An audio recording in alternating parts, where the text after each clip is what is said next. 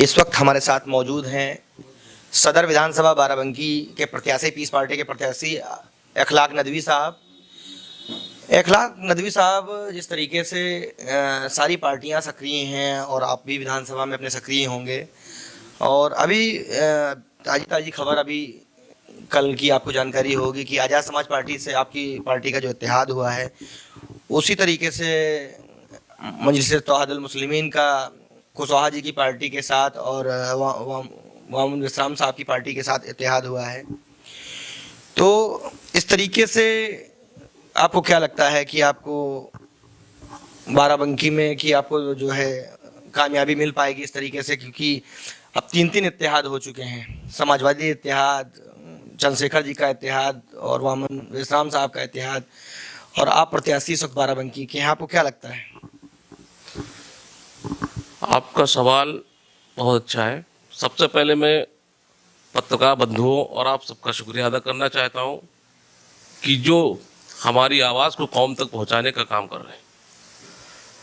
तो मैं बताना चाहता हूं कि जो इत्तेहाद डॉक्टर अयूब साहब और अभी कल आज़ाद समाज पार्टी चंद्रशेखर साहब, और इससे पहले हमारा इत्तेहाद था मौलाना आमिर रशादी साहब से, तो हम चाहते हैं कि वोट का बिखराव ना हो।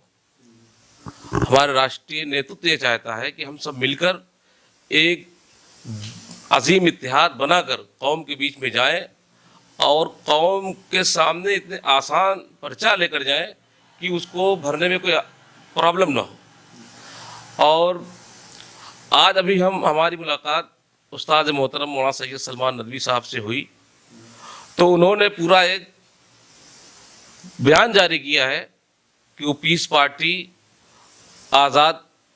साहब, आज़ाद पार्टी जो चंद्रशेखर जी है, और वामन मिश्रा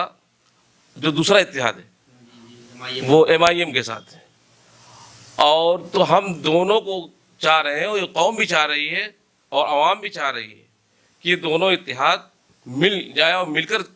कौम के बीच में जाए, और अपनी आवाज़ को जब वहाँ तक ले जाएंगे तो कुछ ना कुछ कामयाबी हमको जब मिलने के इम्कान आते हैं। अभी जब हम क्षेत्र में जाते हैं तो आवाम ये कहती है कि आप जब दो लोग या और लोग, जो पार्टियां सेकुलर के नाम से जानी जाती हैं, जिसमें SC ST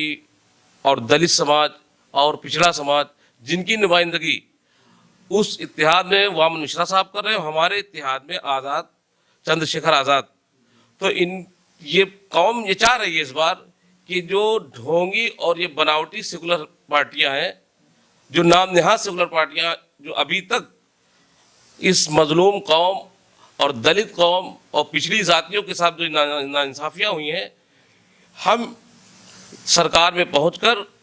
और ये तभी मुमकिन है जब हम सब आपस में मिलकर इत्तेहाद बनाकर कौम के बीच में जाएंगे, तो कौम भी चाह रही है कि कुछ बदलाव हो और एक अजीम इत्तेहाद बनाकर सरकार बनाई जाए। कैसे बदलाव होगा? क्योंकि अभी तक जो आपके यहाँ का जो नारा है कि क़यादत को लेकर के कि डॉक्टर अयूब साहब की क़यादत, अभी जो प्रेस कॉन्फ्रेंस कल हुई है उसमें डॉक्टर अयूब साहब ने